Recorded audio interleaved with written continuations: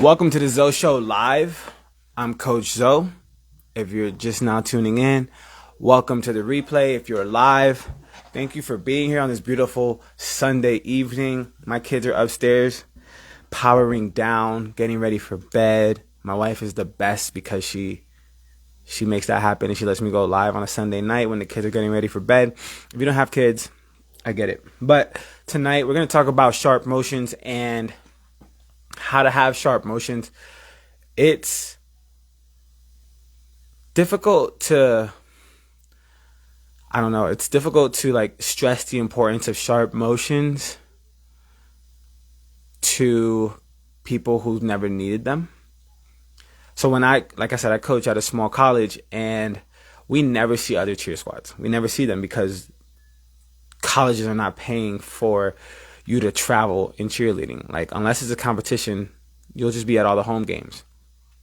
And so trying to impress upon them the importance of sharp motions is futile because it's good enough, coach. Who cares? The crowd doesn't care, blah, blah, blah, blah, blah, blah, blah, blah, blah. Until we meet a team that does travel and their motions are immaculate. They look great. And all of a sudden now we feel inferior, like, oh snap, they came to our house and they made us look crazy. Yes, that's your bad, right? So I have a few drills.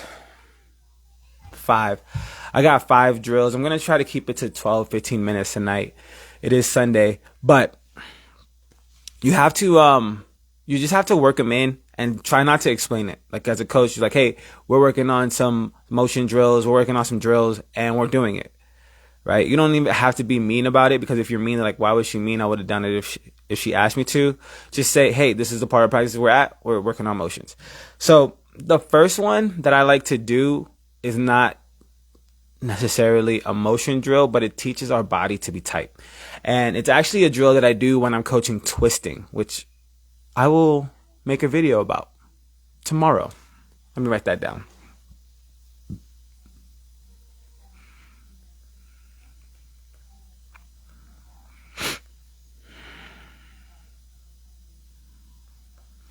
Okay, so the drill is simple. The audio should catch it, right? But we're going to be in our high V, and I tell the girls, I think I'm going to do a lot of standing today. I tell the girls, hold your high V up on your toes, and then hollow body, right? So belly button nice and tight.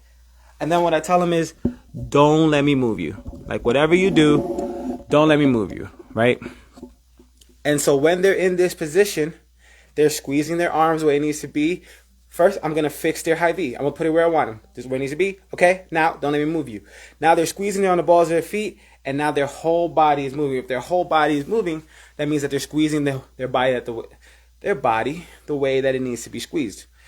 If you have, 21, this just makes it easy for me. If you have 21 people on your team, what I would do is I would take one girl, demonstrate in front of the other 20 what the drill is, and then they would do 1 minute with their partner up, 1 minute with one partner, another minute with the other partner, and then everyone feels what it feels like to be tight. So that's actually my twisting drill. You can call it a twisting drill. I like to have names for everything so that when I say, hey, we're working on jumps, let's do our partner jumps, they know what I'm talking about. Hey, we're working on tumbling, let's start with our T-levers. If everything has a name, then they can walk right to it instead of like, are we doing this jump drill, or we're doing that jump drill, or we're doing the jump, like, then everybody gets confused. So I just like to give everything a concise name. Make it up, and then just remember what you called it. Give everything a concise name, a precise name. That way they're doing the same thing all the time.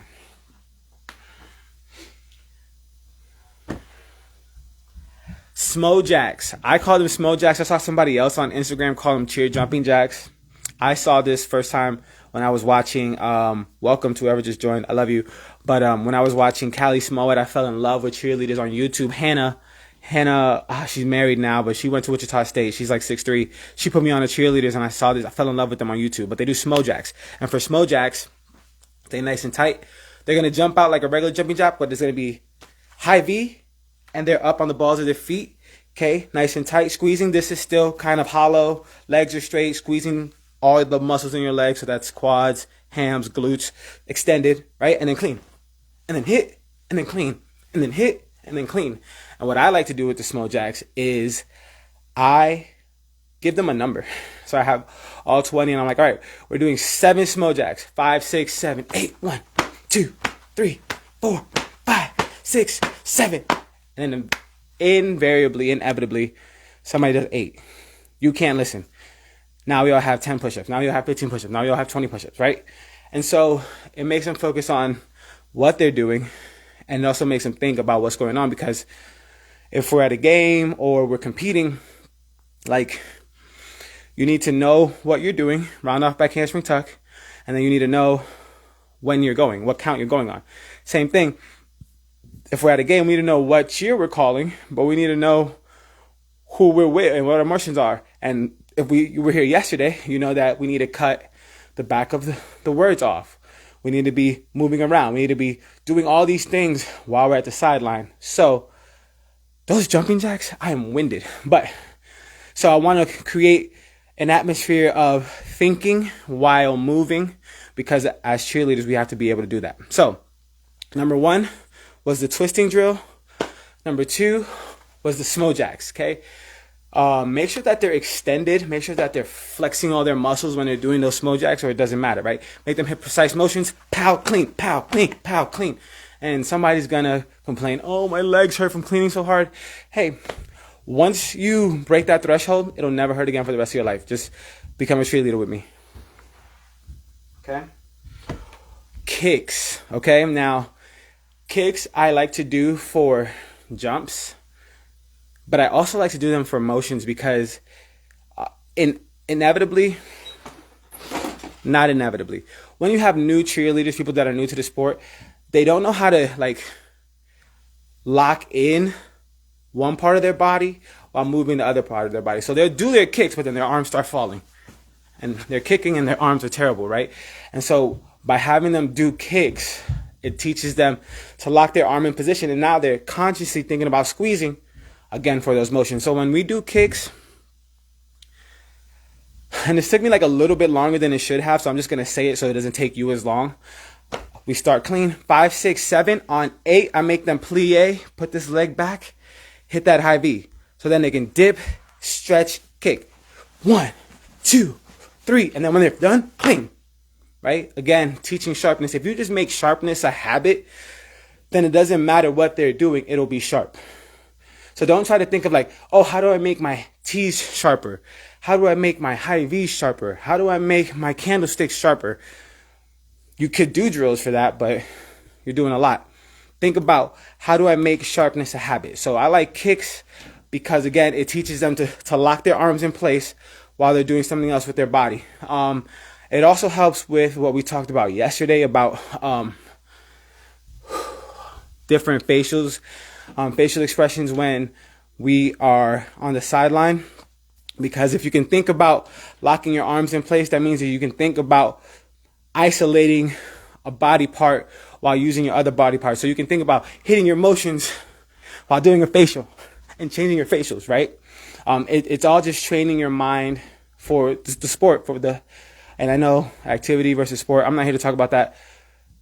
The actual thinking and moving is the sport to me.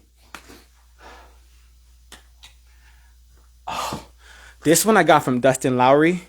He's in Australia right now. He's doing great. But Dustin is a genius. Dustin is genius. It's called Bug and Clean. It's super simple, but super effective. So literally, you're going to, I forgot the counts that I gave my cheerleaders last week. So they're going to be like, Coach, that's not how you did it. It doesn't really matter, but it's like 5, 6, 7, 8, clean on 1, 2, 3, bug, 5, 6, 7, 8, 1, 3, and 5, 7, and 1, 3, and 5, 7, and 1, right? So you start with, wow, I can't breathe. Hold on. Okay, so you start with the bug and the clean. And then you can play with it and you can evolve it. You can adapt it to whatever you need, right? So it could be high V clean. 5, 6, 7, 8. 1, 2, 3, 4, 5, 7, and 1, 3, 5, right? You can evolve it, and then as your team matures, you mature, you can even, bug, clean, high B. Bug 5, high B, 7, clean 1. 1, 2, 3, 4, 5, 6, 7, 8. 1, 2, 3, 4, 5, 7, 8. Right? And then you just kind of remix it for the results that you're looking for.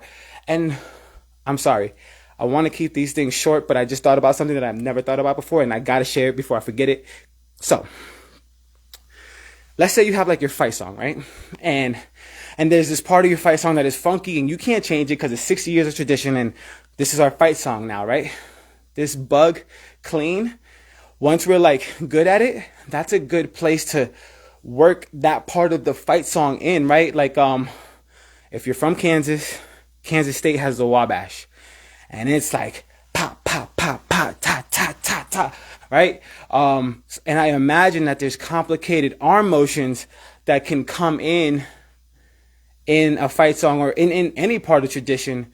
So that's a great time to work it in, where it's like, complicated arm motions, 7, 8, clean, so now they think that they're just doing a bug clean derivative, but they're actually making a part of the fight song that is hard to do or has just gotten sloppy over the years or whatever, right? Now they're committing that to muscle memory because they're practicing it outside of when they're supposed to practice it, right? If they're only practicing that complicated series when they're doing the fight song, then they're always practicing it wrong because they're always wrong. But if they can just practice those two motions that are together, like let's say it's like Bethany had a weird thing with their fight song where it was like down, switch, and hit, and then it came here.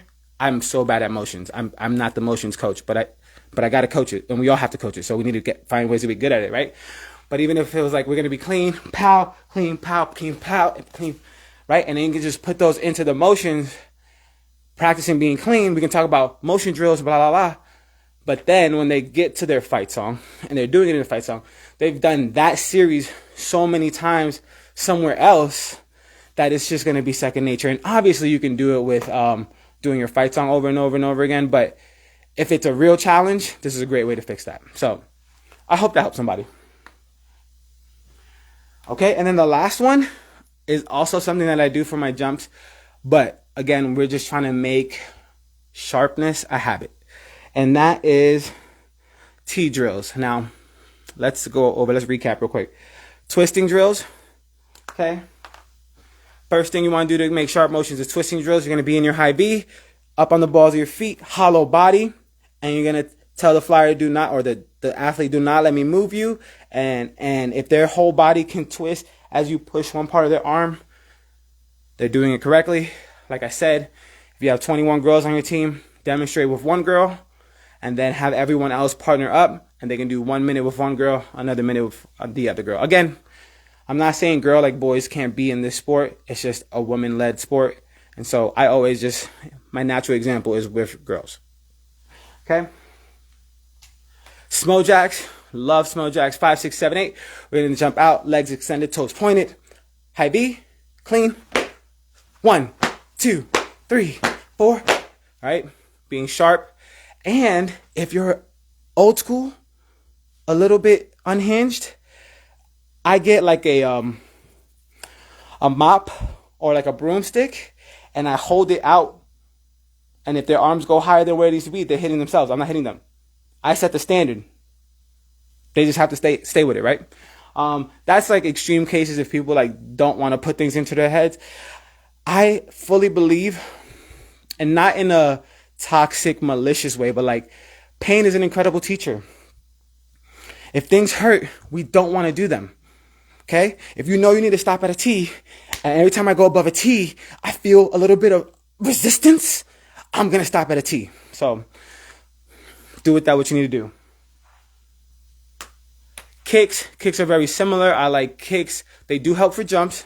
They do help with the hyperextension of a jump, but they also help with motions because it forces you to squeeze your body, to freeze your upper body while you're using your lower body. So the example of the kicks, 5, 6, 7, we're going to plie. Hit that high V on 8, kick, 1, 2, 3. Ooh, there are two variations. You can keep your arms in high V, okay? Forcing your athlete to get the leg all the way up there, okay?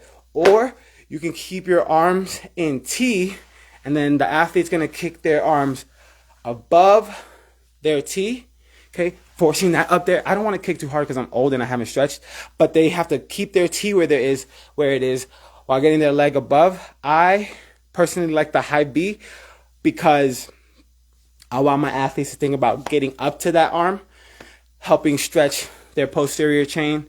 But the T does make it a little bit sharper. Play with it. See which one you like. See which one works best for your team. At the end of the day, that's what really matters, right? Clean and bug. So this one is to counts. I love doing everything to counts, which is funny. We're going to be here forever, which is funny because when I first started cheering, I was just like a little hip hopper. And I was like, yo, I'll just go when y'all go. Stop telling me about counts. Now as a coach, if you tell me you have choreography and you tell me you don't have counts, you don't have choreography. You have an imagination. Because nothing exists for me without an 8 count. But 5, 6, 7, 8, we're going to clean 1, 2, 3, 4. When you bug, make it sharp. You need to disappear. 5, 6, 7, and 1, 3, 4, 5, 7, and 1. Add it up. 5, 7, 1, 3, 5, 7. Like, then you can flip it, you can remix it however you need. But bug and clean is a great drill. Shout out to Dustin Lowry. And then we never went over the T drills. Let's do it. So T drills also for jumps.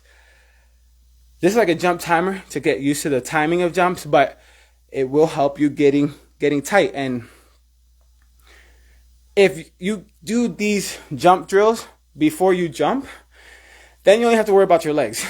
If you do these jump drills after you jump, then, excuse me, all this jumping around, then your arms are going to be bad in your jumps, or not going to be. Your arms could be a problem and your legs could be a problem. If you could just make it one problem, then you know it's easier to solve.